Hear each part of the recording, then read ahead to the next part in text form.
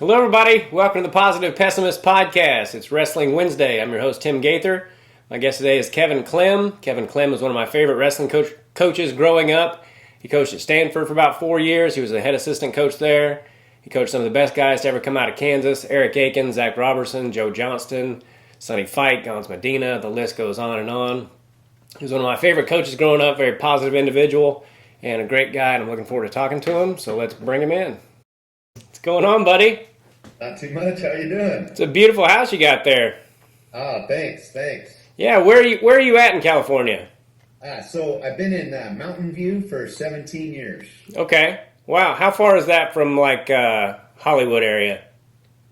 From Hollywood north about 5 hours. Okay. So it's in the Bay Area. It's so Google is about a mile. Google's in Mountain View. Okay.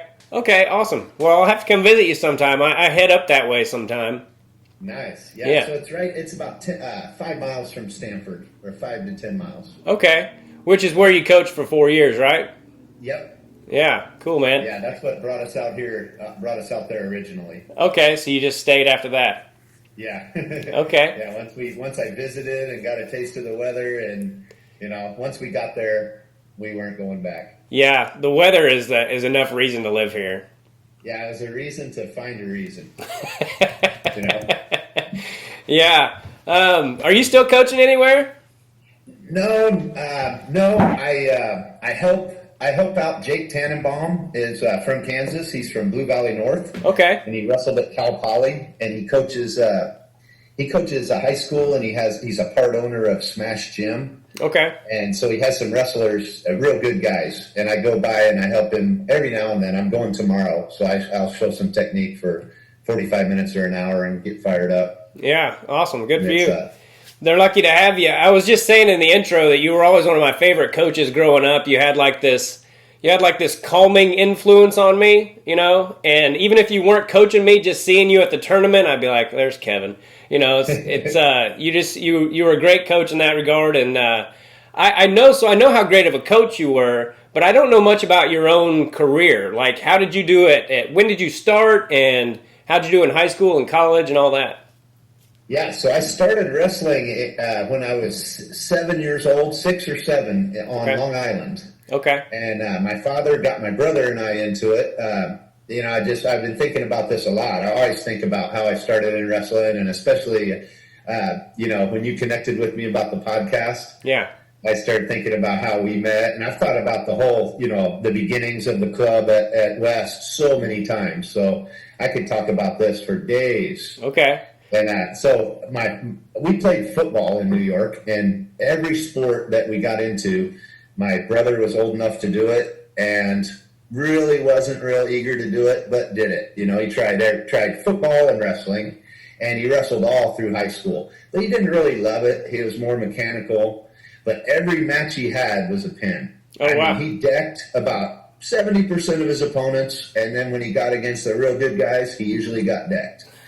And I was always nervous, rooting for him to, I was more nervous for his matches than mine. Yeah. And then mine were always long struggles, long struggles. I shot all the time. I was underneath the guy getting mat burns on my face. And so from day one in wrestling, my brother got to do the technique full stop, and I was on the sideline, wanting to play. Yeah. And so the coaches were real positive to me. They, can't wait to see you come out there next year. And so it was something I was looking forward to, and so I got to watch the technique for a year, and it was a real good, technically sound program that produced. It's Deer Park High School on Long Island. Okay. And at the time, they produced Nick Gallo, and in 1976, he won NCAAs for Hofstra. Okay. And won the Outstanding Wrestler. And we moved to Kansas in 75. Okay. But when we were growing up in the club, Nick and Joe and other guys that wrestled at Hofstra would come in and help us. Okay. And it was that calming influence that you mentioned. That I remember I was in second grade, and some guy grabbed me, some 119-pounder, and wrestled me pretty hard. He wouldn't let me score, and he was like, "Hey, no, this is how it is." And I remember the guy's name to this day, and he was like a state qualifier, and it was he's probably a coach, He was a natural. But so early on, this was like 1970, and my father saw a flyer on the high school and just said, let's try this. And, met these great coaches and connected with these coaches until, I've seen them refereeing just in the last few years. Oh, really? Yeah, same guy. Small world of wrestling. It just it's incredible. They've moved around here and there, but Tony Melosi was one of my coaches that I've seen. He moved to North Carolina now, but I wrestled with his son in the club, and he coached there, and then went on to Hofstra, and then he's been all around. But it's been a high level official. So how old were you when you moved to Kansas? Then were you like 12? Right before 7th grade. Okay. And in New York, we showed up at the state tournament in 1971. It was a very small state tournament on Long Island. Okay. And when we showed up, the tournament director started telling us that the Olympics were, going to be really big in 72, and that wrestling, USWF and AAU, were going to make a big push to start wrestling freestyle. And so at this tournament, they said, so this is what we're going to do here. We're going to wrestle freestyle here at state now. Oh, wow. And so in 71 at age, I was in 8 and under, I think 60, maybe 50. Maybe 50 pounds. Okay. But I was in a bracket with the tournament director's son, and we went 2 out of 3, and he gut-wrenched me or belly rolled me or something, and I got takedowns, and I didn't know the rule. Neither one of us knew the rules. We were wrestling. I just knew he locked his hands and didn't get caught for it. Yeah. and so I got second at state at this freestyle tournament. Okay. But we right away got exposed to freestyle right then. Okay. And so I had that in the back of my mind, and that was a huge influence when I started coaching. Yeah. Is that I right away got into freestyle and competitively also. So did you wrestle in it? Did they have a kids program? They had the kids program in Kansas then, right? So it was real good in New York, and it was real competitive, and it went on like that for, I was pretty competitive, but I played basketball and football, and I was with a couple different clubs, so I stayed real competitive. But then when I moved to Kansas, we had the YMCA programs. Okay. And we had one at West and one at South. And many of the guys that wrestled in all the Shawnee Mission schools wrestled at these YMCA programs. Okay. And they had a limit, the city championship was the end game. And so in 7th and 8th grade, we had a, good team, a lot of good workout partners. The coach was a high school state champ that was helping out, Spradling. Okay, I know that name. Robbie Spradling. Yeah. And so, and I was at the age where I'd already had really good coaching, so I wasn't sure. I was trying to get my double leg down and everything, and I was real good at the beginning of the year, and then I kept getting worse. And I was frustrated with it, and then I found out that people were going to state out here, and we weren't. Oh, yeah. And so in 7th and 8th grade, I wrestled a lot. And in 8th grade, I figured it out and went on to sub-districts and districts. And a high school kid beat me, I think, in districts to keep me from going to state. Okay. And then in 9th grade, the Johnson County Park and Rec started the program that became the Renegades. Oh, wow. Okay. And I moved over to Shawnee Mission North and practiced over there. And I broke my finger and I broke my thumb same year. Okay. The finger ended my football career, and then the thumb shortened my wrestling season, where I wrestled just at sub-districts and districts. Okay. But it was a good program, and then it was just called Johnson County Park and Rec, but it was the same singlets. And then John Aiken was watching my brother and I wrestle in high school, and he had 4 daughters and Eric. Yeah. And his daughters were cheerleaders, wrestling cheerleaders, and he noticed my brother right away, and he hired him to go to work. And then he also said, "Hey, Greg, come over and help my little son here. Show him some moves." And my brother came to me and said, "Hey, I don't know what to show him. Get over here. You know that stuff." And I was like, "What?" And I went over there, and Greg was the one doing it, and I was showing Eric the moves. And I remember this bright-eyed little 8-year-old just, soaking it up. And I was like, he seems like he's learning it. Yeah. And then that's so John intercepted that Johnson County program and named it the Renegades. Okay, I didn't realize he was the guy that named them. Yeah. He and some others probably, but I remember him, wanting a rebel name. Yeah. And I remember him. And I was off at college. I went to Johnson County Community College and then to CMSU. Okay. Well, how did you do in high school? Because you went to West, right? Yeah. So at West, my sophomore year, I wrestled JV behind Glenn Abrams, was a 2-time state placer. Okay. And he beat me in wrestle-offs, but he kind of talked me into it, too. He was a little smarter than me, and he said, yeah, I'm already a state placer. You go JV. And so I was like 23-0 with 22 pins on JV. Nice. And I was 4-1 on varsity, and when I wrestled a couple times. And that was 112. So I was JV league champ.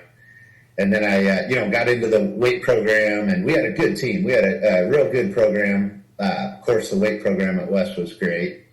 And then my junior year, Abrams was back as a senior. And by then I weighed 135 and I was benching, quite a bit, like 220. Oh, wow. And he said, listen, I'm going 119. You've got to go 112 again. And like an idiot, I made 112. Wow. And I lost a few matches before Christmas. And then I beat a guy that was ranked like second in the state, but I tore a muscle in my shoulder. I gained back up to like 136, and Coach Skockle said, you can't wrestle. Oh, and then Abrams broke his ankle.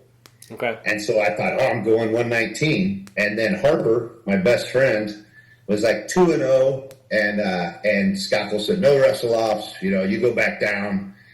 And I said, no way, I'm not going back down to 117 or whatever it is. Yeah. I was struggling last year. So I went up to 126, and I was all like a marshmallow. I had to make 131, and I got beat out and didn't qualify for state. And I watched this, I went down and watched state, and that was when USA beat Russia. Okay. I was watching the state tournament, standing there, all patriotic, but trying to deny that I wasn't in the tournament. Yeah. I was real fat by then. And then about 3 weeks later, I beat the guy that got second at state at 119. I beat him 12-1 in freestyle. Oh, shit. And I just always was on, I always just went out to all the local yokel tournaments, and I knew everybody before they knew me all the time. I was a real statistician. Yeah, I was the same way. At West, then, my senior year, I ended up breaking all the school records in takedowns and every school record except pins. And Bill Harper, he broke the pin record. Okay. So he was 126 and I was 132. And then we both got fourth at state. And then I got third at Grand State, which was like Sunflower Classic, which was like Grand State. When did they stop doing that? They stopped it for a few years, and then they had it my senior year and maybe 1 or 2 more years. Okay. And it was great. They gave us singlets. They gave us money. They let us stay in a hotel with our friend from another school. It was down at Wichita, and our coaches couldn't sit in the corner. And so all of a sudden, it was different. It felt like a freestyle tournament. Yeah. It was kind of, wide open. Yeah, I wish they would have had that my senior year, because there was a guy in 5A that was really good, and his name was Jeremy Vath, and I always wondered if I could have beat him, because I went undefeated, and we'd wrestled similar we'd had common opponents and all that. But yeah. So yeah, I wish they would have had that, and that says something about how good you were to get third there. Yeah, I was real good on my feet, and there I kind of opened up, and I was good on my feet, but I was lazy on bottom, and lazy on top, basically. Yeah. But the guy that won my weight in high school is a 3-time state champ, and he beat me at Grant. I didn't get to wrestle him at state. I lost to a different kid twice. Okay. But Lance Millsap from Wichita North, he beat me real handily. And he got 5th at junior nationals in Greco because he was hurt and just wrestled Greco that year. Okay. But he wrestled at Nebraska and was varsity his freshman year, and then he left wrestling after that. Okay. But he was tough. He was solid. I wanted to ask you before I forget, what kind of coach was Skockle? Because he was my first kids coach, and he was super nice to all of us, because we were just little kids. But I didn't know how he was. Was he a hard ass? He was a disciplinarian, but he was a really nice person, nice guy, and he never wrestled. And I always liked and respected all my coaches, and so and when I moved to Kansas, Rod Rock was a legend. Oh, yeah. Shawnee Mission West was winning state, and they had this newsletter, so I knew every guy from, I knew everything about the program. I mean, I couldn't wait to go wrestle for Rod Rock, and then he left right before I stepped in there. And I was like, oh, well, and Skockel did great. We got 5th at state my senior year, but he'd never wrestled, and he had a system, and he stuck by this system. And of course, I butted heads with them a lot with intensity and different things that he did a great job. But I think if you're a disciplinarian as a coach, sometimes you'll squelch guys instead of putting them on the launching pad. Yeah. And in an individual sport, sometimes you've got to deal with, you kind of want guys to, get on that launching pad and surpass you, certainly. And, yeah. No matter what level you went to, the sport's changing all the time, and you can't be every size. So if you're a lightweight, you're probably, the moves, you have to address the big guys differently. Yeah. Et cetera. But he did a great job with his system. He did a great job. How did you wind up at CMSU? Did you wrestle all 4 years there? I wrestled at Johnson County Community College for 2 years. Okay. And I qualified for junior college nationals. And then in 80, and my coach, second coach there, I had Larry Reckvertig was first coach. Oh, wow. I got to coach both Brent and Mark after that. So but Larry was my first college coach. And then after my freshman year, Mike Milkovich came in. Okay. And the Milkovich family from Maple Heights, Ohio, legendary program. Yeah. And let's see, his brother Pat and Tom both won NCAAs. And Mike was a All-American for Kent State. And I was already a fireman's guy, and he made every one of my moves better. My level went up tenfold in 20 minutes with it. Oh, wow. And his motivational skills, his technique, it was awesome. I had the coach that I wanted, and had a really good, solid year. And then at the end of the year, I choked at nationals, and I kept doing that. And then he sent me on a recruiting trip to Michigan State, and then also I went on a recruiting trip to Missouri. I'd beaten a good guy in freestyle, and I got to go down there on a trip. Mm-hmm. But ultimately, I wanted to stay closer to home. And when I went down to CMSU, I met Coach Haggerty, and my brother Greg, he got in a motorcycle accident right around that same time. Yeah. And so he's paralyzed, but he was in the hospital for 3 months. And I thought being closer, it would lend more support to my family. Yeah. And which, hindsight's always 20/20. Sometimes it's best to go away to college or stay. But CMSU was great. But Division II is a tough road to hoe. Yeah. If you have a chance to go D1 as far as resources. And Mike Haggerty was a 24-year-old one-man show as a coach. And our first year there, we had 5 returning national qualifiers, and we missed regionals. Oh, wow. How did that happen? Gosh, before the internet.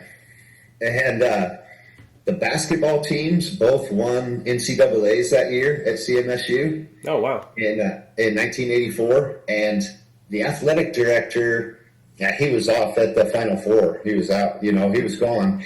And SIU Edwardsville mailed us a letter changing the regional from Saturday to Friday because they had a 4-day school week. And actually Haggerty, our wrestling offices were in Garrison Gym away from the AD's office. So we drove down there for weigh-ins, and we pull up in this van, and we see all these guys coming out of the tournament with their warm-ups on, and some of them have black eyes, and we were like wishful thinking, saying, hey, somebody getting a fight at weigh-ins?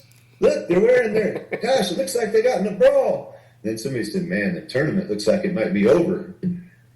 And 5 seniors' career ended. Wow.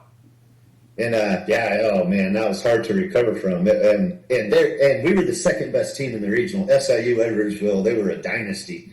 They were going to win, probably 9 weight classes. Okay. The regional anyway, but we were a good team, and Yeah. Man, that sucks. God. Oh, man. You think they could make a phone call? You know? Yeah. I mean... Yeah, and and so we had some guys that we thought we could get him into the wild card meeting, but, you have to compete, you have to weigh in, you have to actually weigh in to go to the tournament, so it was rough. And Yeah. So how important is John Aiken to Kansas wrestling, like history-wise? Oh, my gosh. Yeah, so that guy, this Renegades program was a little Johnson County Park and Rec program that would, send a mailing out and collect money and have practice twice a week. Okay. And John decided, let's give this an identity, the Renegades. And then let's jump in with both feet and, become the state director. And let's get this guy that I know that's in college to come down and coach these kids at practice once in a while, Yeah. And let's use all our club money to bring in this clinician, on this Saturday that is better than any of us. Yeah. Let's learn from him. Let's videotape it. Let's ask him if we can video it. And right away he was doing this. Like he started doing this from the time when I was away at college. Okay. And, I got to work for John. I was a rough-in carpenter, and I was a laborer. But my brother was a rough-in carpenter till the day he got paralyzed. Oh, really? And John taught me how to work hard, and many people too. My father, but also John. Yeah. And when Eric was on the job site working too, and he got paid $1 an hour, and Sonny Fight was there too, $1 an hour. Yeah. And then they got their wage doubled after 1 year. They got $2 an hour. And awesome. Then, and so I got to connect with Eric on the job site and at wrestling practice. And, I got to connect with him in a way when I saw how hard his dad was on him. Yeah. Then I got to kind of be the reprieve a little bit, but still the guy that was pushing him in wrestling. Yeah. And so I didn't undermine John by any means. Sure. That was not my intention, and that wasn't going to work. John gave me free rein to coach him how he should be coached. And he also said, get me out of the way. I'll ruin it if you get me too close to him. Okay. He knew exactly what he should do. Yeah. He said, I'm an idiot. I don't know anything about this, which is a lie. He never wrestled, but, he could have coached his son pretty well. Yeah. He's smart enough not to. Yeah. Is it true that Eric didn't, the first 3 years he just went to practices? Yeah, pretty much. Yeah, he just practiced, but he won state. I think he won state in 4th grade. Yeah. Yeah, I remember he was the state champion when I got there. They were like, somebody asked like, do we have any state champions? And I'm like, yeah, that kid over there. But another thing John was smart enough about was Eric. It seemed like hardly ever wrestled in Kansas tournaments. He was always off doing something bigger or harder competition, and he would come back for like sub-district, district, and state. It seemed like.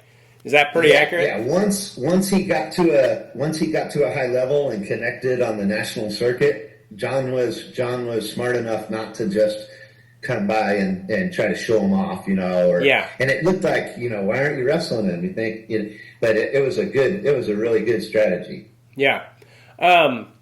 What was it about Eric that made him special? Man, well, several things. But initially, he soaked up that technique right away. Like he can learn technique faster than anyone. I'm left-footed and right-handed, and I have a photographic memory. But it'll take me a little while. I'll learn it slow, and I'll learn it. And I do a near fireman's because I was trying to do a fireman's, and it ended up being a great move for me. But Eric just, my gosh, he's a technical wizard, understands the mechanics and the physics of it from day one. Okay. And then John instilled in him goal setting, which he wrote down his goals when he was 9 years old, 10 years old. You don't find many people doing that. Yeah. Yeah.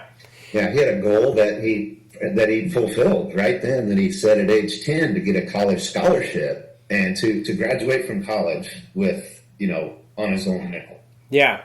Yeah. You're probably the first person I've met that's like me in that you're left-footed and right-handed. I've never met anybody else that way. Really? Yeah. And I think it helped me in wrestling because I was a left leg lead. And when you're a kid, you don't even realize, like kids are probably like, I don't know how to shoot on this guy. That's right. That happens so much. Yeah. That I didn't realize you were, but I've met some others. Every time I see one, I grab them and say, "Hey, do this."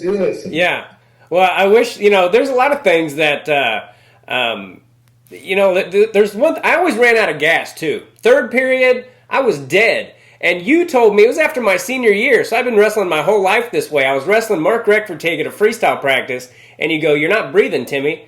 And like you could tell just by listening to us wrestle that I wasn't breathing. You're like, "You're not breathing." And it dawned on me like, well, that's probably why I'm so freaking tired all the time. I'm wrestling. Tense. Yeah. You went intense and just tried to white knuckle it all the way through. Yeah. 3-minute match initially, it worked probably till state. Yeah, yeah. Oh my God. So I wish that you would have told me that a lot earlier. Yeah, I was keeping that a secret. Yeah. So but the freestyle influence, that's where I started not getting tired. Really? I gassed in folk style all the time. And then I would show up at a freestyle tournament without training very much, and I would wrestle hard, and the style's a little different, but gosh, I wouldn't gas. And a lot of it was that I was real relaxed going into the matches in comparison to how I approach folk style. Yeah. Yeah. And so I learned a lot from that approach. And I cut you off. Did you didn't, was that wasn't your senior year then at Central Missouri State when you guys missed the tournament? No, I had 2 more years. Okay. How did you do the next 2 years? So I qualified for nationals the next year, and I was in the finals of several college tournaments and had a real good run. And I didn't place at nationals. Mark Manning won my weight class at nationals. Okay. And he was somebody I chased through my career. Took him down, and I was the guy that the statistic where the guy that gets the first takedown wins. Yeah. What's the percent? Like 80% of the time. 80%. Yeah, it'd be 90 if it wasn't for me. I probably got the first takedown in 99% of my matches. Oh wow.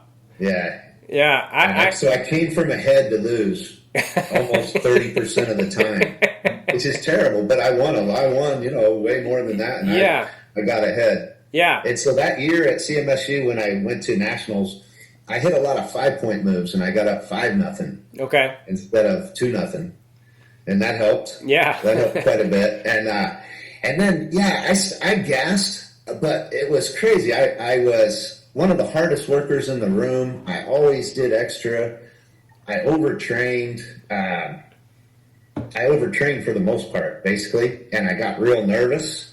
And then at some point, I started having panic attacks before my matches, and I had nowhere to go. I mean, Coach Haggerty tried to help me, but it was like, what are you going to do? You got to kick him in the butt and send him out there. And he didn't. I didn't really realize the extent of it, and he didn't either.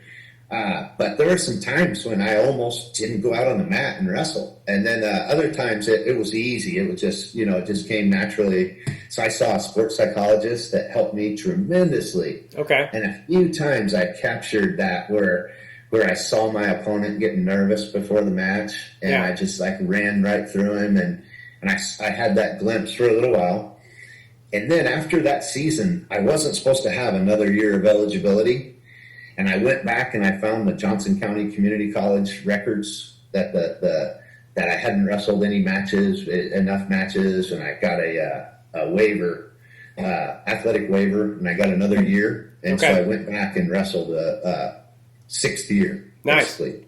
Awesome. 6th year of eligibility. And, I had a real good record. I was 11-0 before Christmas, and then the very last match before Christmas, an NAIA guy got a reversal on me that was I thought it was a really bad call, and he beat me 6-5. Well, I was riding him, and I was falling off the top. Yeah. And I watched the clock go down to 0, and right when I heard the horn, I let go.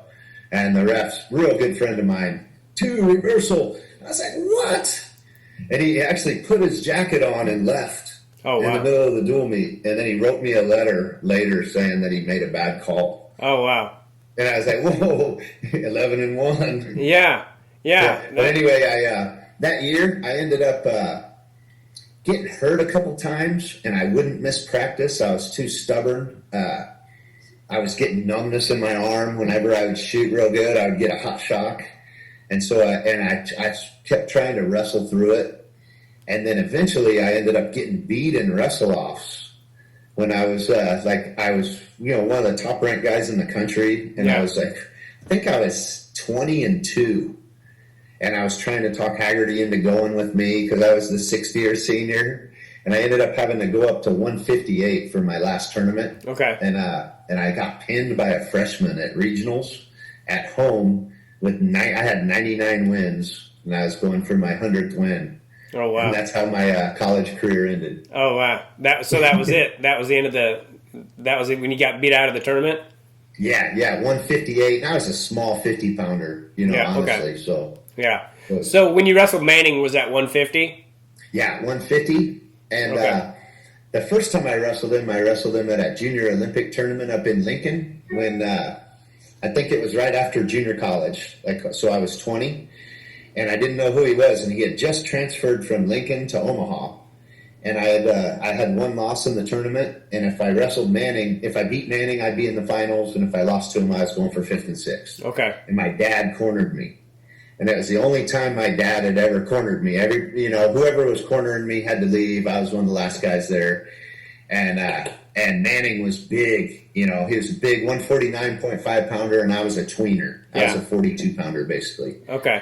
And I remember coming back to the corner with my lips all bloody, and my dad saying, I don't know what to do. I don't know how to help you. It's like, no, you're fine. And Manning rolled my bag like 13-1. And I remember telling my dad, I'm going to get him, Dad. And so today's the 15th anniversary of my dad's passing. Oh, really? I'm sorry. Yeah. I'm sorry that he passed away, but so it sounds like you guys had a really good relationship. Yeah, definitely. And he got my brother and I into sports or into wrestling for sure, but he never wrestled. And so he, never tried to pretend he was the expert. Yeah. At that time, he got caught in the corner. With Manning, Manning had the Omaha coaches, everybody gathering around. He was like the top recruit at Lincoln, and they knew he was going to be pretty good. Okay. And I couldn't understand why he was transferring, but he, found a good home at Nebraska Omaha. Yeah, my brother and I went to NCAAs a few years ago, and Jimmy works really hard, and like at the time especially, he was working like 80 hours a week, and so I got to take him to NCAAs, and he was like a kid in a candy store. He had this bracket, and he was going around getting brands and Cale Sanderson, and everybody signed it except for Mark Manning. He was like, no. And he wasn't even doing anything. He was just a dick about it. I'm like, man, I wanted to go, hey, how hard my brother works, and he never gets to do anything. And here he is, and so he was the only guy that wouldn't freaking sign it. Yeah, so that's interesting. I've gotten to meet a bunch of those guys at that level. Yeah. And the guys, there's a lot of guys with Olympic gold medals that are the nicest, the purest, that they treat me like I have an Olympic gold medal. Yeah. Now, every time they've slapped me on the knee, they've said, I'm the water boy, famous. He says that to me. Bobby Douglas acts like that. Dan Gable slaps you on the knee and says, Coach. Yeah. Tom Brands, all those, Kendall, Kevin Jackson. Incredible. Yeah. And then, one time I was at Worlds with Eric, and I was, a bunch of guys said, hey, go down there. Eric needs you. It was in Turkey. And I ran down there, and Gable's like, come on, get down here. And when I got there, Manning said, we got him, and closed the curtain. Oh, really? Yeah. Yeah, and he had him. He was, he had him, I guess he meant, but yeah. I was, well. But you were like his personal coach, right? Yeah. Yeah, and he wouldn't let you in? Yeah, so it was, the guy, a lot of times at that time, now I think USA Wrestling does a great job of getting the personal coaches in with guys almost all the time. Yeah. And situations like that don't occur as often, and I could have forced my way in, but he had Dan Gable, John Smith, and Mark Manning there behind the curtain. Yeah. And he had me coach, preparing them all the way up to that point. There's a time and a place, and that was I had just shown up, so it was good. It was all good. Yeah. How did you get into coaching? Because you were there when I started. I started in like '83. Were you coaching the Renegades then? So I was 20. I turned 20 in '83, and man, I tell you what, I started coaching my workout partners even before that. Like in high school, I didn't realize I had such a good technical background, but everybody I worked out with ended up surpassing me. Oh, really? Doing as well or better than me. Huh. And so when I broke all those school records, and Harper broke the pen record, he was my workout partner. And then Eric Kreiser, he was 2 years younger, and we brought him up, and he shattered every one of my school records. Oh, really? He was and so Eric Kreiser was throwing soups. We went around to all the freestyle tournaments. He went to junior nationals, and so I started coaching Eric and Sonny, Eric Aiken and Sonny Fight. Yeah. And then Gons Medina would come over. Yeah. And so so I was 20 years old is about that time. It's about when I started. Yeah, I really looked up to those guys. I remember they would torture us and like hold us down and just like, I was like 7 and these guys were like my idols and they would just beat the crap out of us and they would be like, who's the toughest guy on the team? And I would always go, me, and they could never get me to say you are. They would be harder on my brother, like abuse him till he'd finally go, you're the toughest, but I would never do it. They were like, this kid, no matter what they did to me, like my dad would be like, tell him Sean Beebe is, because he was on our kids team and he wasn't that good, and I'd be like, Sean Beebe. Anyway. That group, so I got to coach a Southern Plains tournament that summer of, I think it was summer of '84, summer of '83. Okay. Yeah, summer of '83 perhaps. And boy, that group, it was Pat Smith was in 8th grade, and Leroy Smith was the clinician. And Chris Bolin was 2-time junior national champ, and he was like the high school clinician. He had just signed his full ride at Oklahoma. And then I was in college. I was at CMSU. And so it was Chris and me and Leroy Smith, and then Pat Smith was there, and Eric was in 8th grade. And so we had these hammers. Was that in Junction City, that camp? The camp was in Junction City? Yeah, because I won Southern Plains Regional that year, and you were my coach. I just distinctly remember, it's funny the things you remember. I wrestled this kid the first round that wasn't that good, and I was doing a gut wrench from like my hips weren't even up next to his. He was just not very good, so I was able to do this ugly gut wrench, and you were like, you got to get your hips closer to this guy, because the only reason you were able to get it on that guy is because he sucked. And I'm like, okay. But yeah, you coached me there, and I won it, and Eric won it too, but I was the only guy that didn't lose a match at the because back then you could lose a match and still win the tournament. Yeah, so that was like Del City, right? Yeah, Del City, Oklahoma. Yeah, I was like, it was at Smith's. It was at their high school at John Smith's, and so John Smith's a year younger than me. Okay, and I was in college, and I was like, "Come on, where's John? Where's John?" And Leroy's like, "I don't know where John is, but you're going to wrestle Pat." And Pat was in 8th grade. He wrestled 138.5, and Leroy made him get some takedowns on me. He wouldn't let it, and Pat was tough, really tough 8th grader. Yeah. I was like, this guy's going to be good. It's freaking awesome. And we're friends. I mean, Pat still remembers it to this day. I ran into him, yeah, 20 years later. So you were that guy that wanted to wrestle the best guys. Like you wanted to wrestle John and all them. Yeah, and I was like a practice room guy. So I was real good at practice. Yeah, and I was always looking to get to that level, Yeah. See, I wish I would have been more that way, because I was more like, I was like, shit, that guy's in my bracket. I wasn't like Eric, where, that's the thing I remember about Aiken too, that there was a guy named Eddie Lee. Do you remember that name?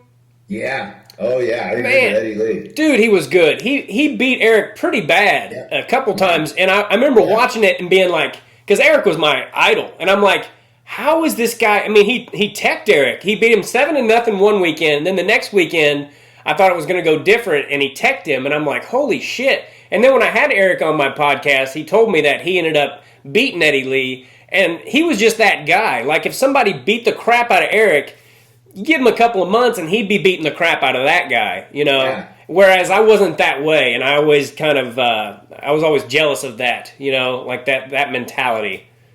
Yeah, so it's funny. Sometimes there'll be somebody that'll own you personally, like they'll beat you 5 or 6 times, and you'll have to just forget about it. If you focus on one opponent, one person, you won't get better. I've had guys lose to somebody literally 30 times and then surpass them so much, and then you still have to beat that guy. You still have to, it's still a style problem or a matchup. He still has that thing on you. Yeah. And I had a few opponents like that beat me 4 or 5 times, and then I should have just really been way, way better than him, and I finally beat him, but it was tooth and nail. Yeah. Barely. Yeah.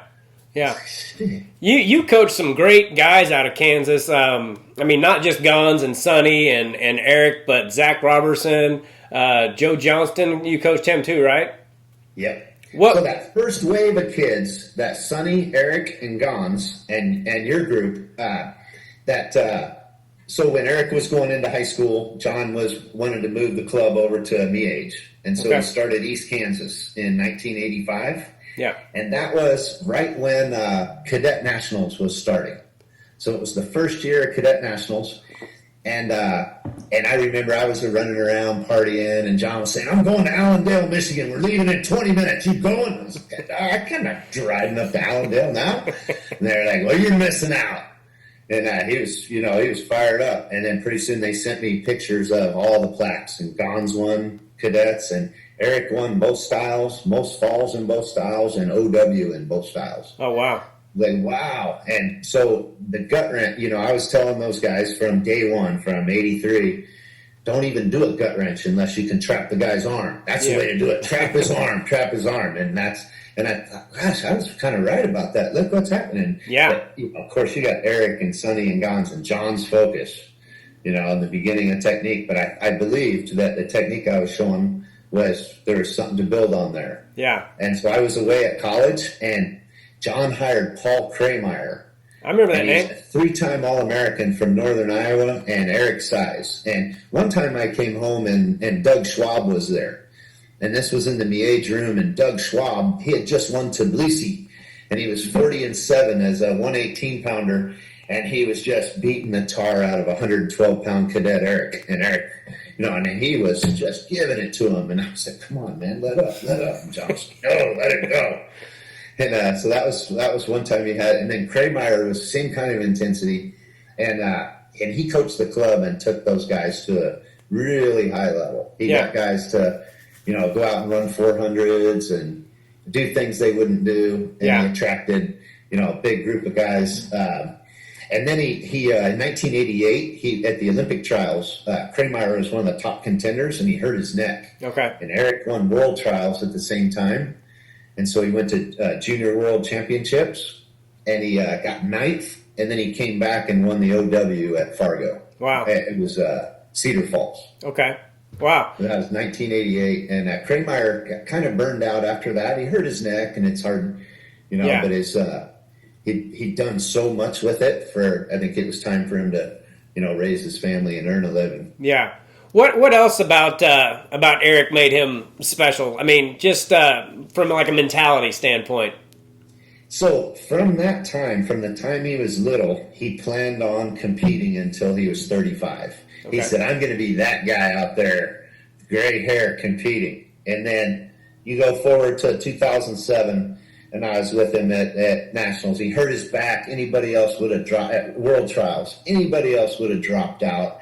Hell, 10 guys dropped out, half the time they were there at the tournament. Yeah. And Eric, this is his 13th World Trials in 14 years, and he'd been in the finals in 10 or 11 of them. Yeah. And he went ahead and just said, nope, I'm going to wrestle. And he wasn't at his best and just kept going. The guy doesn't quit. And he did exactly what he said he was going to do. He was out there having fun, and he was graybearding it. Yeah. Yeah, I mean, I don't mean for this to sound bad by any means, but he got second at more big tournaments than anyone I think I've ever met in my life. I mean, you would always hear about how they can do it. Oh, he got second, but they were monster tournaments, and he just never, like you said, he just wouldn't quit. And back then. So he got second at NCAA's to Sammy. Yeah. And he'd beaten him. So they split at that time. And then he got second at Olympic trials in '96 to Lou Roselli. And it was best 2 out of 3. So he won the first match. And at that Olympic trials, Eric beat Ed Giese, Zeke Jones, and Lou Roselli on the way to that. Yeah. And then in '97, he busted his bursa sack at World Team Trials. Okay. And he lost to Sammy 3-0, and Sammy lost to Zeke. And then in '98, Eric lost to Sammy in the finals, World Team Trials, and Sammy won Worlds. And then '99, Eric beat Lou and Sammy to win World Team Trials. And then in 2000, he beat Abbas, Lou, Mena, Abbas, Lou, and then lost to Sammy in finals, Olympic trials. Yeah, that's a hell of a hit list, and there's probably not a lot of guys who got that close and didn't quite make it. Was there he lost, it was so close in 96 and 2000. Was there one of those that stands out as more painful to watch? Like, does that make sense? Gosh, no, they were both equally as painful. And, in the U.S. World Team Trials and U.S. Olympic Trials, it's the only tournament in the world where you go out and you beat the guy and you've got to do it again, right? You've got to do it again. It's 2 out of 3. No other tournament growing up or anything. So you get to that point at that level. And the first time he had, beaten Zeke Jones at that tournament the night before in the mini tournament was a highly unpopular win. And the protest went on for a long time, and they didn't let Eric, enjoy the win till we didn't get to go to bed till pretty late, and it was a lot of adrenaline, real fired up. And so the next day he came out, and the match with Lou was early, and he beat him, and he decided, I'm going to stay awake and just push it through. We're not going 3, we're going 2. And it was kind of an error, adrenaline error. It was a long day. And then in that second match against Lou, the third match against Lou, there was a point in the match when it looked like Eric scored. And they went out of bounds, and he had like a little butt drag on him, a little sucker drag, and went out of bounds. And it looked like a point. And that's when Gable was slapping me on the knee saying, he's the Olympian, he won. And right then I was like staring at the official. And the official walked onto the mat, and he wouldn't make eye contact with the judge that was holding up the point. And so he wouldn't make eye contact with the chairman. Wow. The chairman was waiting for the mat official. I just remember it to this day. And I thought, oh, gosh.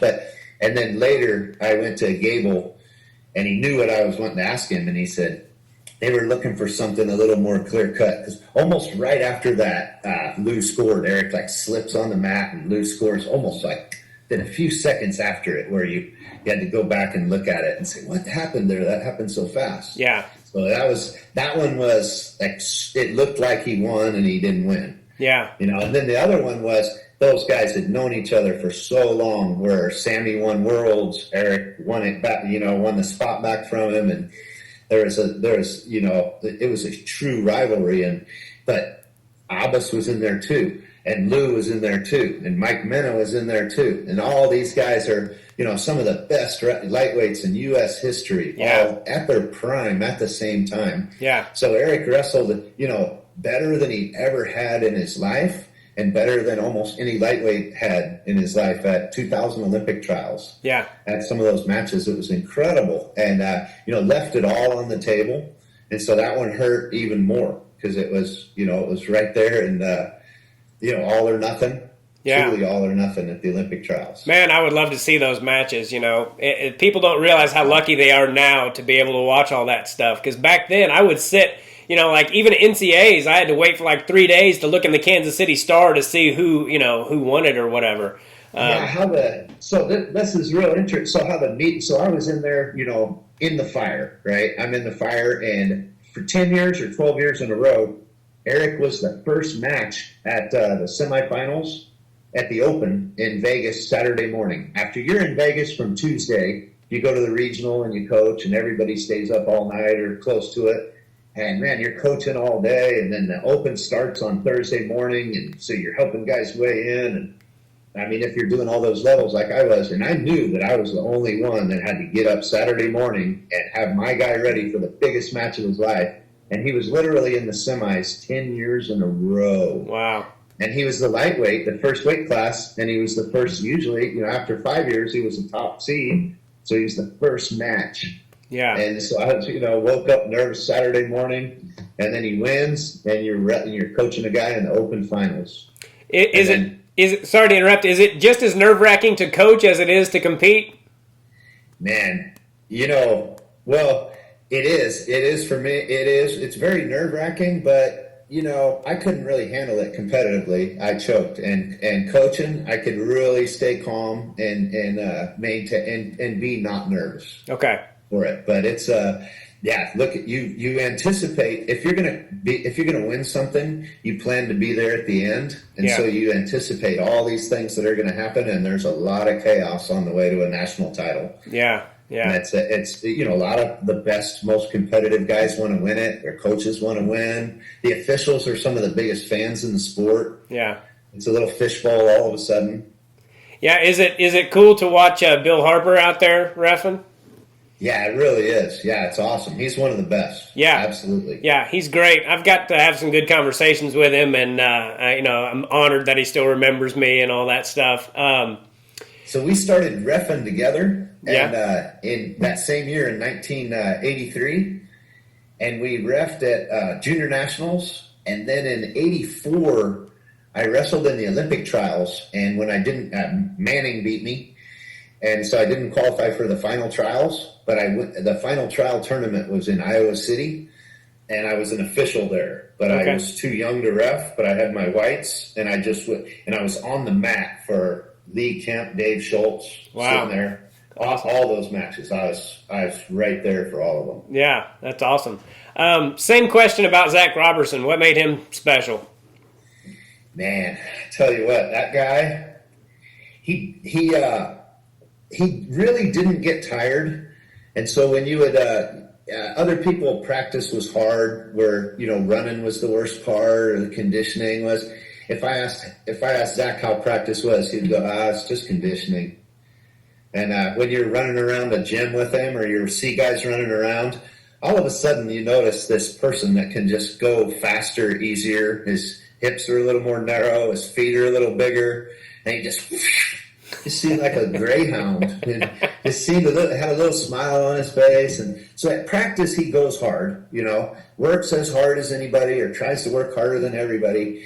But then in the match, he takes it up another level, where he's just on fire, and he has that ability to just take it up another notch. Yeah. And flow like a river. He's so natural. And then so coachable. Everybody that's ever worked with him will tell you that he was the most coachable kid they ever worked with.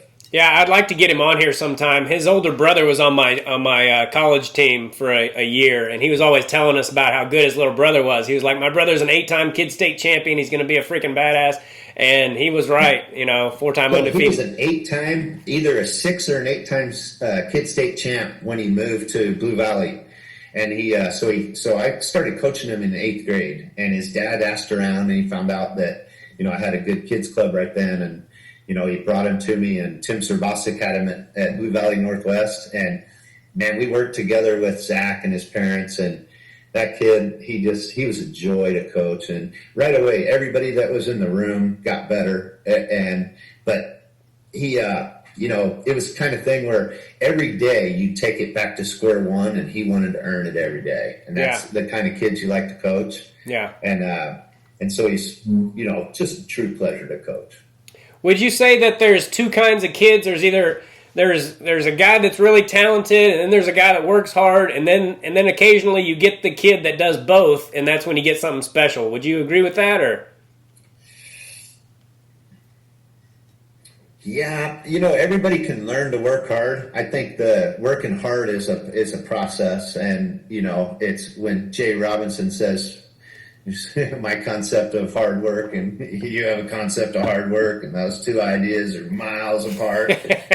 No, that's true in so many situations. If you saw John Aiken on the job site, and you probably have before, seeing that level of intensity, and that's the kind of level that you need to pursue a championship in anything. Yeah. And so that the hard work that can be acquired, you can work through those things, and talent's just the starting line. So I think any size, shape, wrestling's the place for those guys. Joe Johnston, you mentioned Joe.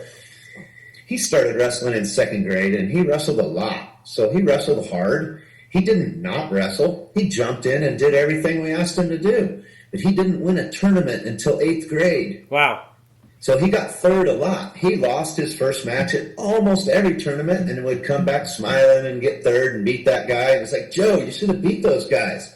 So he was too nice a guy to realize it until he, got old enough to really realize it and really realize that I'm the one working hard.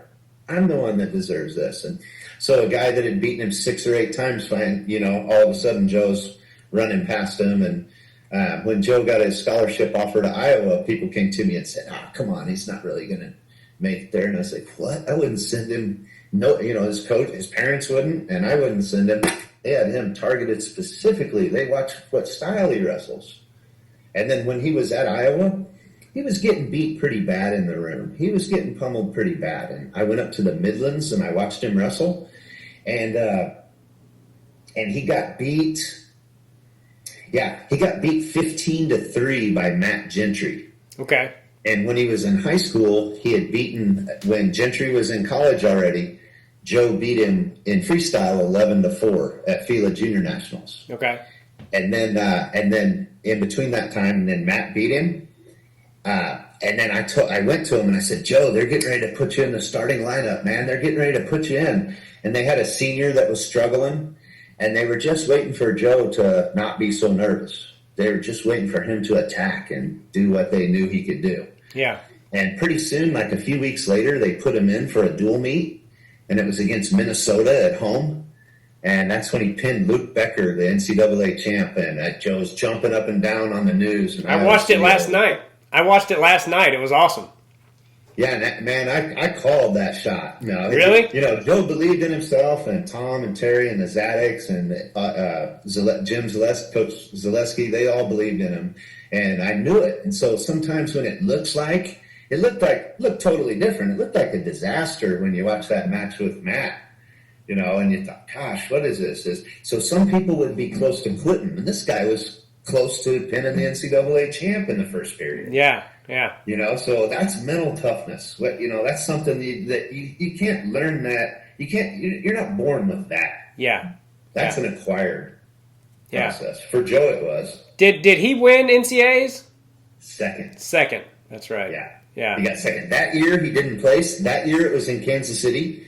And Joe did not place. And the following year, he didn't place, and Gentry won and went 42-0. Okay. And at the beginning of the year, Gentry beat him 8-7 or 9-8 in a match where he got way ahead of him, and Joe came back, or 10-9. I was in Gentry's corner at that one. And then the following year, when Gentry was a senior, Joe made the finals. Okay. And he lost to Gentry? No, Gentry didn't place. He lost to Charrington. Okay. Who did he lose to? Yeah, I think he lost to Charrington. Okay. I don't remember that name, but... Ben Charrington from Boise State. I think I may have been at the NCAA finals that he lost, because I think was it in St. Louis? Yeah. Yeah, I was working at the St. Louis Funny Bone, and I was like, holy crap, the NCAA finals are in town. So I took a cab over there, and yeah. So that's when you started jumping into watching wrestling and becoming the world's greatest wrestling fan. Is really at the tail end of my college coaching. 2007 is the last year I coached at Stanford. Yeah. And then we had our third son. My son, in 2005, and my wife said, I need help with these three. Yeah. You need to start making some money. Getting these little taps on your head, and this college wrestling isn't cutting it. Is your son, is he a wrestler? No, he's he wrestled a little bit, and I kept trying to talk him into it. and it just wasn't going to happen. Yeah. And now he's playing football and running track, and he's one of the fastest kids on the team. So it's been a smart decision. Awesome. Yeah, because 5'11", 163. He just outgrew me. Oh, really? Nice. Yeah, my son is tall for some. He's only 2.5, but for a 2.5-year-old, he's really tall. And I'm like, I don't know where you get that because your mom and I are the same height. But genetics are a funny thing. And they are. And last night when I was doing a little bit of homework, I found a kid named Kevin Klemm that was like 9-1 in California. And I was like, I wonder if that's, or he beat some kid 9-1 or something. I was like, I wonder if that's Kevin Jr. Crazy. Yeah. No. I wanted to ask you if you knew, did you know Dave Schultz as well? I watched him all the time. I never talked to him personally, but at his last 10 years, I watched him all the time. And, I had people film every step he made all the time at tournaments at the Open. Yeah. And I was at the last World Trials he wrestled in Philadelphia. That was my first World Team Trials coaching. Oh, cool. Yeah, I went to the Olympic Trials a few years ago in 2016. Tom Ryan got me tickets, and it was the best tournament I've ever been to. I mean, every freaking match was just NCAA champ versus NCAA champ from the very beginning of the tournament. Every round is like that, and it was almost overload. I couldn't, focus on everything at one time. Yeah, the idea that you can watch all that now, the way the media is on NCAA's, gosh, I sit there in front of my computer and watch, sit there and watch it just like I'm there. It's incredible. Yeah. Would you say that your the way you could break down technique and all that, was that like natural? Because I never, to this day, I feel like I can't explain to somebody how to do a wrestling move, or I can explain it how I did it, but I can't ever seem to get them. Like if my boy does want to wrestle, I'll probably let somebody else coach him, and I'll help out with the mental aspect of it. But like, other than I don't want to teach him a headlock either, because I had a great one. And if you teach a little kid a headlock, that's all they're going to want to freaking do. Live by the sword or die by the sword, right? Yeah. That's every move is like that. If you have something that is real dominant, you've got to just build around it all the time. Hopefully that'll be your secret weapon. Yeah. But no, I think, so being able to recognize what someone can do, and getting excited about helping them do that positionally. So if I see, it's when you wrestle, you have your own head and your own body in your own weight class. And then once I had a hard time giving up wrestling, and passing on and deciding that I was going to coach and wasn't going to be the Olympic champ or the national champ. Yeah. I had a hard time giving up that idea. And, but once I started coaching, and it's pretty easy when you see guys like Eric and Sonny and Gons, and you guys running around there, you're like, I got all these little weapons now. and all of a sudden you've got a short, stocky guy, and you've got a long, lanky guy, and everybody has these different tools and weapons. And so you want a particular coaching style. Yeah. You want everybody to go hard and have a good double leg, or be able to go to that. I consider the double leg like a ground game in football. If you don't run it up the gut, they won't respect it, and they'll blitz too much. So you have to have that. You've got to be able to drop and drive on a guy. Yeah. Or he'll just walk his hips into you. Yeah. Well, I won't keep you on here all day, but I do have a couple more questions. Did you have any interactions did Eric ever train at DuPont Farm? Did you know him at all? No, just secondhand accounts. I did not go there at all. Early when DuPont first got into wrestling, he contacted John Aiken and had John go out there and gave him a tour of the farm. Oh, really? And basically, he found out that John knew how to run a wrestling club and start a program. And so he wanted to pick John's brain on how to develop a kids wrestling program. Huh. And they actually made a video about it. DuPont did, or USA Wrestling did, about it. But I remember John came back and said, yeah, he's half crazy. That's in 87. So even then he knew. Yeah. Okay. What was your favorite part about coaching? Gosh. My favorite part about coaching was helping people helping people get over hurdles, mental and physical, accomplish things they couldn't, beat that guy they thought they were afraid of. I consider myself a giant killer as a coach. Yeah. And so those giants that I've helped my guys kill, every one of those has been a pleasure. Watching somebody believe and then achieve things that maybe they wouldn't have done it without your little boost. So, how fired up were you when Eric beat Zeke Jones? Because that was a great freaking match. Yeah, I was really, really fired up, and it was just Eric and I there at the tournament. It was, full focus, and for several years before that, Zeke had been the number one guy, and I'd been telling Eric coming up that this is the guy you're going to get, and, I'd been scouting him a little bit and telling him that whether it was true or not, what I thought was what made Zeke a little bit vulnerable to someone like Eric. And basically, Zeke he's a technician, and he's extremely organized. And sometimes he was beating guys that were a little more athletic than him.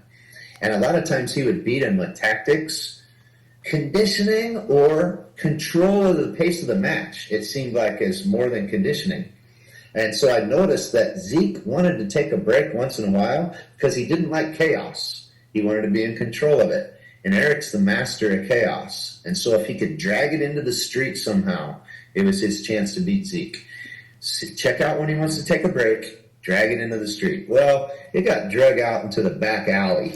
He was down 6-0, 6-1, and there was 1:35 left, and it was like, wow, maybe next time. And then all of a sudden this scramble started and kept going, and that's where the protest came in. Zeke said, there's no way that could have been 6 points there. It was easily, and then Eric almost got a takedown right before overtime, and then got a takedown in overtime to beat him. It was clear cut. Yeah.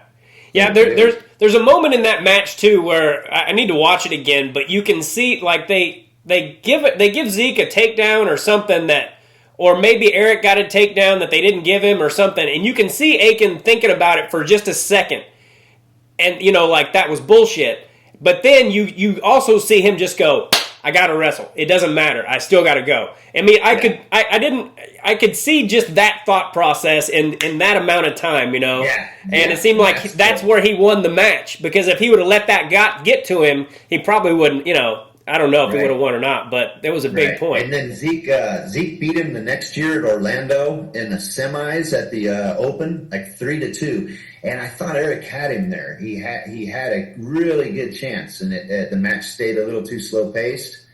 And gosh, I thought he had him, and then that's the other time he wrestled him. I've done a lot of these now, and everyone that I ask about Aiken, they're like that. If the first thing they say, they're like, that guy is a different breed of cat. He did everything differently, and he was different breed of cat. So he had so much pressure on him that when he started college and then started his family, it would have been an opportunity for him to leave wrestling, and not accomplish the goals that he wrote down when he was a boy. Yeah. Yeah. And so his transition into a man and a family man and being able to do those things and still enjoy family, like never have family take the back seat. Yeah. That's pretty incredible. The family's been part of everything he's ever done. He ultimately, didn't leave his family much, didn't want to. And so he maybe could have gone to more camps out at Colorado Springs where it wasn't comfortable. It's more comfortable for a single guy to stay out there in a dorm than somebody that's been with his wife and kids for 10 years. Yeah, I always kind of heard that thing about your kids, and nothing until my son was born, nothing made me want to like not go on the road to do comedy or this or that. And now I'm like, yeah, I can't do that. I would rather sit on a couch and read a book to him than go out of town. I mean, I just love him to pieces. What do you remember much about my brother and I? What do you remember about us? Man, I totally remember a ton about you guys. And so when I went to state and started coaching, you were in 4th grade, and Jimmy, was he 1 year older? 2 years. 2 years. Okay, that's what I remember. So I think he was in 7th and you were in 5th. Okay. 1 year at state. And you were undefeated going into the tournament. And 1 year you didn't do good at state after you were undefeated. So your parents were expecting you to win. And then you had a tough tournament and went 0-2. And then Jimmy battled real tough, and he ended up coming through and having a pretty good tournament there. He had a better tournament than you. Yeah. And you'd had a much better season than him up to that point. Yeah. Yeah, I did that a lot until I was telling somebody this the other day, like I would go into state undefeated or with one loss all the time, and then I would get beat by guys that had no business beating me. And then one year a guy beat me out, and the very next year I beat him at like the first tournament. I beat him like 13-0. And that it just clicked for me like, dude, you don't have to do anything different. Just wrestle the way you always do when you get to the state tournament. Yeah, I think you were a thinker, and you thought about it a little. When it got to that point, you'd stop and you thought about it a little bit. Yeah, probably too much. That's how my son is. He's a thinker, and other people that you coach are like that when they're more analytical. And gosh, everybody has a different approach, and you'll get it. Once you get it, you get it, and it's done. Yeah. One of my biggest regrets is that I didn't spend more time around. We had kind of a weird home life too, but I didn't do as much freestyle as I wish I would have, and I wish I would have hung around like yourself and the Aikens and all that more than I did.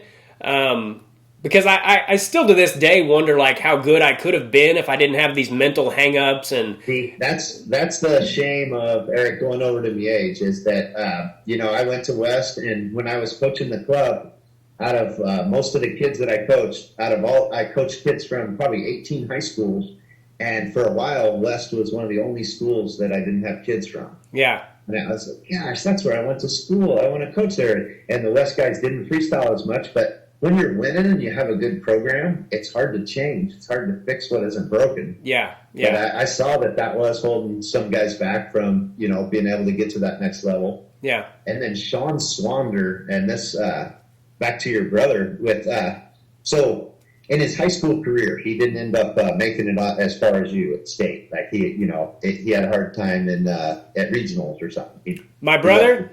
Yeah, Jimmy. Well, he was actually ineligible. Like, he would get eligible for little periods of time and kick the crap out of everybody, and then he would go ineligible again. So he never even wrestled at regionals, not once in high school. That's what I thought, yeah.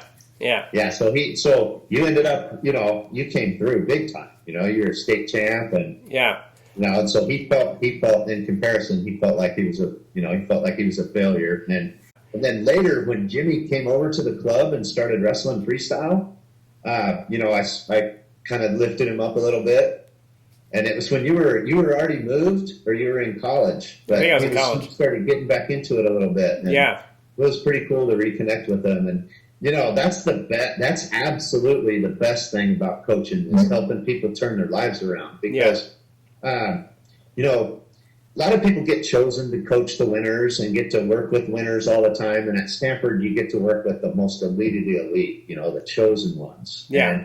But something that it lacked was I didn't get to work with a lot of underprivileged people there, a lot of people that really needed me. Nobody there needed me. If they benefited from me, it was great, and there's somebody else just as good or better that would take my spot if I wasn't doing it, Yeah. But that idea that you're important, I've had countless people contact me over the last 20 years and tell me, what I did for them coming up, that they weren't one of the best guys. And other people remember that, he always coached the best guys. And so I had the benefit of being able to coach some of the best guys in Kansas history and develop those guys. But all of them were the guys that you could take back to square one every day and give that other guy the attention. And those are the guys that are coaching those type of people today. Yeah, my brother was freaking good though, wasn't he?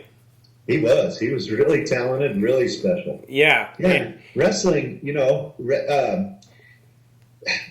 wrestling needs people like Jimmy, and Jimmy needs wrestling. And so sports that need, or people that need wrestling as a guidance like that, that's the tough part about it is the discipline and the grades. It's like I can never give up on people, so I can't kick anybody off. And ultimately, sometimes I'll get used by people or taken advantage of by people that if if somebody wants to lose for a while, they'll be able to lose around me because I just don't kick them out.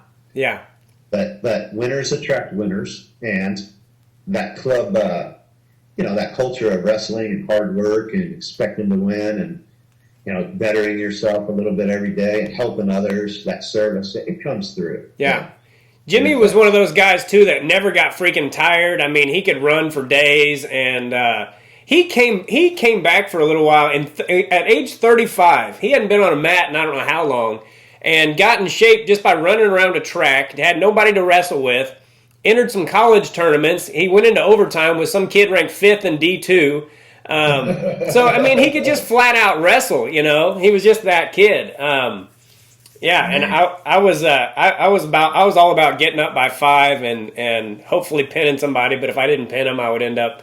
Yeah, I learned how to stall. I broke my foot my senior year, so I had to rely on my stall tactics. Because I remember you being real immobile. So I was thinking that. I was like, God, freestyle would have helped you move around a lot more. Yeah. You had a broken foot.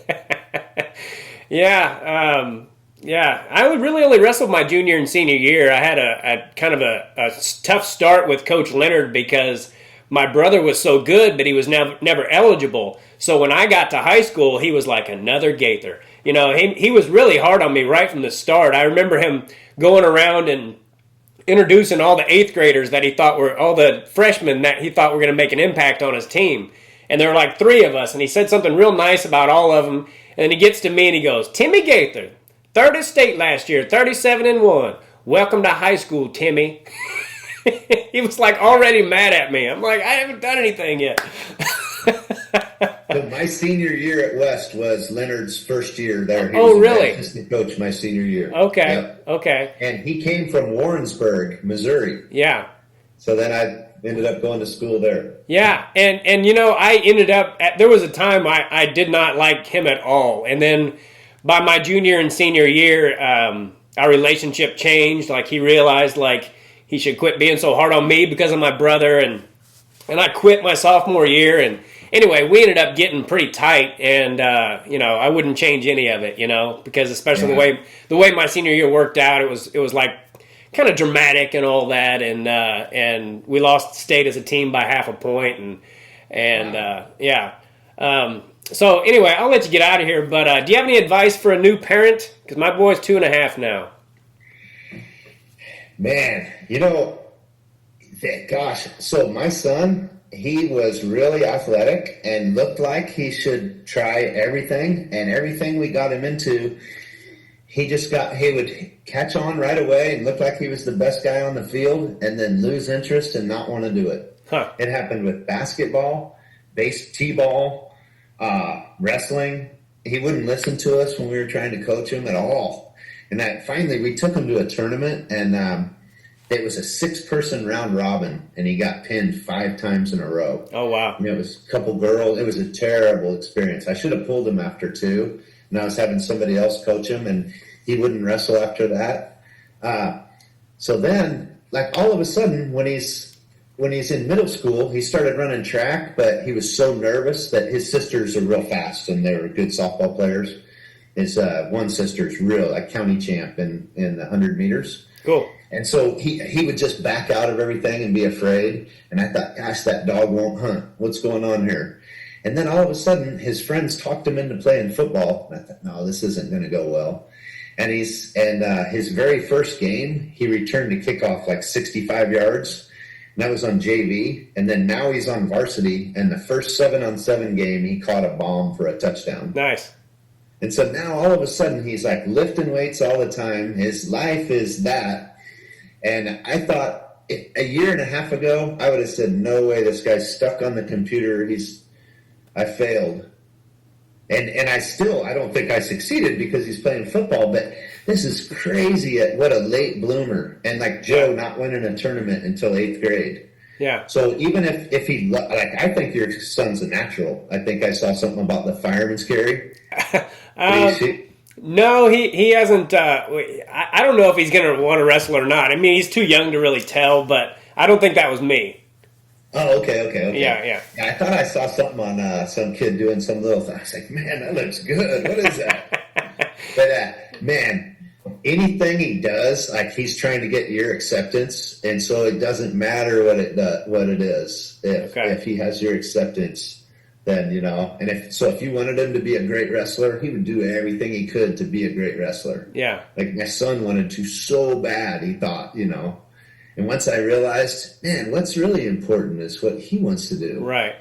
And then he found what he wants to do is actually football's my favorite sport. I mean, that's what I just wasn't big enough. Broke that finger. That play. Oh man, I was running the plays. I thought, I thought I was a football wizard. Yeah. I was 100 pounds. Do you still watch a lot of college wrestling and everything, right? Yeah. Is there one team you follow, or do you just love it all? So I love it all, but I've been an Iowa fan since I was in college. Okay.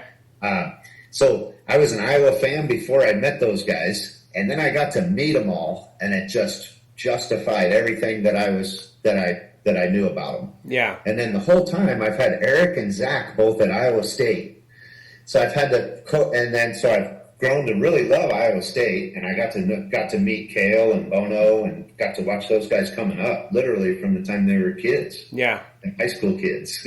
Yeah. And but man, Iowa's got a special place in my heart, technically. Yeah. Yeah. I met Tom before briefly, and I'd love to hang out with those guys, and I'd love to go watch a practice or something. What was I going to ask you? I don't even know if you can answer this, but can you point to one guy that was the best you ever coached, or the toughest or the slickest, or could you categorize them? Or yeah, so between Eric and Zach, it's those two is definitely, and I don't want to slight so many other guys I got to coach Sure. and work with. But there are so many parallels between Eric and Zach that are really, really, really cool and spooky. Yeah. And they won the Junior Nationals Freestyle Outstanding Wrestler Award 10 years apart. Wow. 1988, 1998, and the same weight class. Yeah. 114.5 in Aiken and Zach. Yeah. And incredible. And then they both went to Iowa State, and Eric set out to be an NCAA champ there and became a 4-time All-American. And Zach was 4-time state champ in high school, undefeated. And then when he was in college, Kale was the 4-time undefeated NCAA champ. And then Zach won NCAAs. Yeah. Nothing went as expected, and then he won at the end, and then he won the Open. It's just incredible how their careers ebbed and flowed. Yeah, absolutely. Well, I'll let you get out of here, dude. But I just wanted to tell you that you were one of my favorite coaches growing up, and you were always very positive, and you always, like I said, had that calming influence on me. And if my son wants to wrestle, I would love for you to show him some things sometime. I just wanted to tell you that, and it's cool for me to be able to talk to people like yourselves. Especially now that I'm an adult. Because there's so many things when you're younger that you think are a big deal or that you worry about. And then you get older and you're like, what the hell was I worried about? It's so stupid. Like, I should have just embraced all of those things. And I remember Coach Eric, John's dad, John Aiken, was at after my senior year. I remember I told Eric this on my podcast. John asked me, he goes, I'm glad you're here. Are you planning on going to Junior Nationals? And I had my friends around, and I'm trying to be cool or whatever, and I'm like, I'm not sure what I'm going to do. And the look of disappointment on his face haunts me to this day. Right. just him looking at me like, dude, you just went undefeated in one state. Like, you probably do well, if you just dedicated yourself to it. And I think he planted that seed. That's Yeah. what he did for me, and I learned that from John. He never, claimed he never coached, claimed he didn't know this or that, but I was able to influence kids because I picked that up from John. Yeah. Totally like that, Timmy. Do you still are you still in contact with the Aikens a lot? You still keep in touch? So I'm in contact with Eric a lot and John a little bit, just sending messages. Okay. Yeah, I want to have John on here. I wanted to make sure he was fully recovered from he had a heart issue and all that, and I just wanted to. Yeah. But I'd love to get on. And I wanted to ask you about Gons Medina too, because a lot of people don't realize how close he was to being a 4-timer. Because he couldn't wrestle his senior year. He got mono, but he was undefeated. He would have won it. And then his freshman year, he almost won it. I think he got screwed. I can't remember how that played out, but he told me that. Yeah, I can't remember his freshman year, but he was a three-timer. Yeah, he won three state titles. Well, I think he won 2, and he got second once, and then his senior year he didn't get to wrestle at all. Is how I remember it. Wow. Yeah. Wow. Well, yeah, so Gons, when he was with Blue Valley Wrestling Club, one time he beat Eric when they were little, and so John hooked him up and said, these guys are going to practice together now. And he brought Gons over, and Gons was 10 years old, and he was hitting his headlock. And I said, Gons, you got to do, this works. And he was arguing with me, and I was like, we were sitting there butting heads about technique when Gons was 10 and I was 20. And I was like, come on, Gons, a bullheaded little guy, huh? Yeah. And then flash forward when he's a senior in high school, he's wrestling 143. And I'd been coaching the club then for when Krameyer stopped coaching the club. That's 88, 89. I started coaching the kids club and then took over the freestyle club, East Kansas. Yeah. And Gons, his senior year, he really worked hard. And he wrestled 143 at junior nationals, and he beat both Hughes brothers. He beat one of them in Greco and one of them in freestyle, and then the other one beat him in each style, and he was the last guy to get beat out at 143 in Greco and freestyle. Oh, wow. And it was when he was 105.5, he was national champ. And so it was growing up to where Gons grew into a full-grown 143. Yeah. And, people look at it like he didn't place at nationals after that, but man, Hughes got second at NCAAs. Yeah. Well, I think both of them won it one year too. Yeah. I think one won it twice and one won it once and got second. I can't remember, but yeah, Gons was freaking great, and I want to have him on here. And then NCAA qualifier for Penn, and so that first wave of kids all went like Brad Essen from Blue Valley and Aaron. Well, there's so many guys you would leave out if you mention them, but a whole slew of guys went to Penn, Columbia, Stanford, and then Aaron Hodges went to Northwestern. Yeah. So there was a big group of kids. And then when Roberson's class, 8th grade on, we put 21 kids in D1 at the same time. Oh, wow. Between 98 and 2003. I didn't realize that. That's awesome. Yeah, and when NCAAs were in Kansas City in 2003, we had 7 guys wrestling in the tournament. Huh. Awesome. Wow, that's really cool. Is it just an amazing feeling to sit there and watch guys at NCAAs that you used to coach? Yeah, it really is. It's awesome. Yeah. Awesome. Yeah, I bet. Well, man, I won't keep you on here all day, but it was great talking to you, Kevin, and I can't say enough nice things about you. And my brother told me to tell you hi, and he said a lot of positive things about you, too. So thank you so much for taking the time to do this.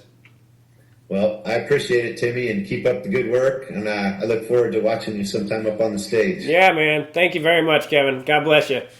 And God bless you, too. I'll let you know when this is out, and if you'd share it and all that, that'd be awesome.